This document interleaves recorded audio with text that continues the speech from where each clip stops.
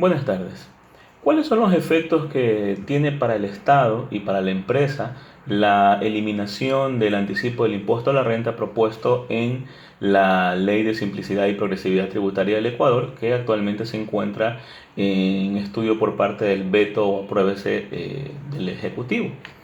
Para nosotros poder diseñar cuáles son los escenarios posibles, hemos diseñado un juego, el cual se encuentra en la descripción de este video y puede ser descargado, y se indican básicamente las combinaciones de opciones que tiene tanto el Estado como las empresas para las elecciones que deben efectuar. Una vez que ustedes lo descarguen, se van a percatar de que en la parte inferior izquierda hay un recuadro que se llama simbología y que define la explicación de cada uno de los términos que se encuentran para las elecciones posibles, y hacia la parte derecha se encuentran los supuestos del modelo. Entonces, este tipo de juegos que se ha diseñado es un juego que se resuelve hacia atrás, que básicamente son modelos de intuición en el campo de la economía contemporánea para poder anticiparse a las elecciones que van a tomar jugadores que deben de tomar decisiones de forma secuencial a lo que el primer jugador hace. En todo caso, lo que ocurre es, este primer jugador toma una decisión y el segundo jugador va a efectuar alguna elección a partir de lo que el primer jugador haga. Entonces, para este modelo nosotros hemos supuesto de que el Estado va a tener dos alternativas: o incentiva o no incentiva la actividad económica vía recorte de impuestos. Si incentiva la actividad económica vía recorte de impuestos, la empresa en este caso tiene dos caminos: o no se desvía o se desvía.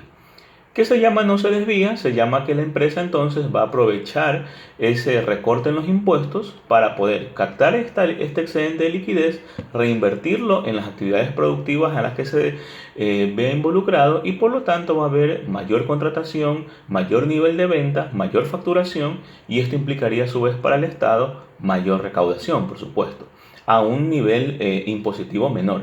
Es decir, este es el efecto de hacer más grande el pastel para que a todos le toquen una porción de mayor tamaño, sin cambiar los valores de inversión en hacer esta torta. Mientras que en el caso de desviación es la situación en la cual el Estado propone el incentivo, pero sin embargo las empresas, dado el entorno, prefieren no hacer mayor actividad productiva porque perciben de que esto se va a quedar en existencias o porque es muy costoso el entorno, y por lo tanto preferiblemente hay que aprovechar de que ahora se paga o se contribuye marginalmente con menos impuestos para tener de esta forma un mejor beneficio económico como unidad productiva. Entonces, bajo los círculos se ponen las ganancias. Debajo de la opción no se desvía hay dos elementos, uno separado por coma, el que dice EF1 es la ganancia que tiene la empresa, mientras que la primera parte se refiere a la ganancia para el Estado. Esa ganancia para el Estado es la recaudación que recibe producto de unas ventas mayores por una tasa impositiva menor, entonces mejor recaudación. Mientras que F1 se refiere a los escudos fiscales e inclusive a la misma ganancia que percibiría la empresa por pagar una contribución menor, debido a que ahora el costo tributario como tal es menor para esa organización. Si nos vamos por el otro lado, el de la desviación, entonces es prácticamente la situación en la que la empresa no hace nada, es decir, no cumple con su objetivo de invertir más, sino que decide mantener el mismo nivel de actividad productiva, y por lo tanto el Estado pierde el efecto de recaudación marginal sobre las ventas mayores que se aspiraban a tener. Y la empresa a su vez se embolsa el ahorro fiscal y a su vez se embolsa el beneficio de contribución adicional que no lo está transfiriendo al Estado. Entonces, bajo este escenario, evidentemente la empresa tiene más incentivos en desviarse que en no desviarse. Es decir, tiene más incentivos en no contratar y aprovechar ese excedente de liquidez para su gasto propio. Por el otro lado del juego tenemos la opción no incentivar. Y en la opción no incentivar también tenemos dos opciones: la opción no se desvía y la opción se desvía. En la opción no se desvía, nosotros lo que vamos a encontrar es como flujo de ganancias para el Estado la recaudación que al momento actual tiene. la cual evidentemente se supone es más alta que la esperada porque es lo que está teniendo el Estado como entrada a la caja fiscal. Mientras que las compañías manejan el mismo nivel de escudo fiscal dado las posibilidades que les permite la ley obtener. A su otro lado tenemos la opción desviarse, en la cual puede darse un caso en el que los estados tengan un débil control institucional y orgánico sobre las actividades empresariales y por lo tanto la elusión fiscal o la evasión fiscal es muy alta y de esa manera entonces las empresas logran sacar en este caso los recursos que le corresponden realmente al Estado y se los apropian. En este segundo escenario, la opción no incentivar, evidentemente lo que mejor le conviene al Estado es tener mecanismos de control más fuertes para de esa manera evitar la no desviación y es prácticamente lo que hemos vivido durante los últimos periodos en los cuales se ha reforzado el control fiscal y de esa manera se han ido reduciendo cada vez más los espacios de evasión o elusión que tienen las empresas. Y ese es el momento actual en el cual nos encontramos en el equilibrio, es decir, antes de las reformas de la ley. Un Estado que elige no incentivar y empresas que eligen no desviarse. Ahora nos estamos yendo para el otro lado, para el incentivo, es decir, la otorgación de beneficios tributarios. Y entonces, como estamos indicando, el resultado más común que debería darse es que la empresa se desvíe. Entonces, en lugar de tener en lugar de compensar a las empresas con el valor del anticipo del impuesto a la renta, realmente lo que se está haciendo es dar ese flujo de forma completa a las organizaciones y estas no pasarían a cumplir el rol de mayor contratación, mayor inversión, mayor producción, que es el que debería esperarse. ¿Cómo podemos nosotros comparar este efecto?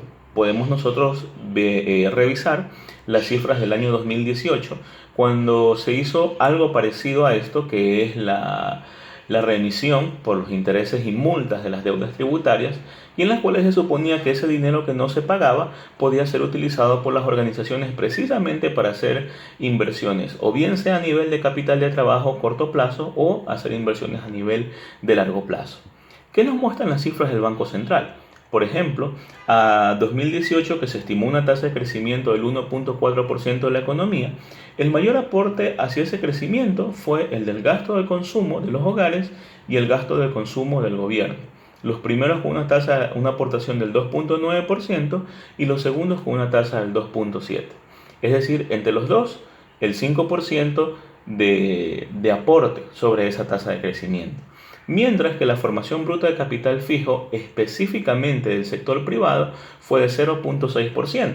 Es decir, las empresas, pese a que tuvieron una ligera predisposición a invertir más, esta ni siquiera cubrió las expectativas del gasto de consumo del periodo.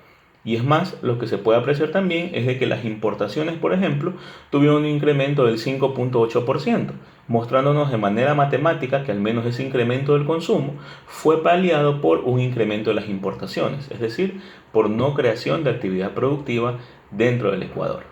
Entonces, con este antecedente que tenemos, la eliminación del anticipo del impuesto a la renta cae precisamente con estos resultados. Es decir, una situación en la cual el entorno económico no se expande, no crece, porque no hay precisamente ese incentivo o ese compromiso por parte del actor privado de invertir más, y entonces tenemos un esquema económico que se mantiene contraído. Será necesario posiblemente en el año que viene otra reforma, o tal vez esta reforma se tendrá que patear para el año 2021, cuando asuma el poder un nuevo gobierno y este gobierno a su vez vaya a tener que tomar decisiones más drásticas para poder hacer frente ante las necesidades imperantes de la caja central del gobierno y las necesidades imperantes obviamente de contratación que también tienen los hogares para poder satisfacer su nivel de gasto de consumo. Muchas gracias.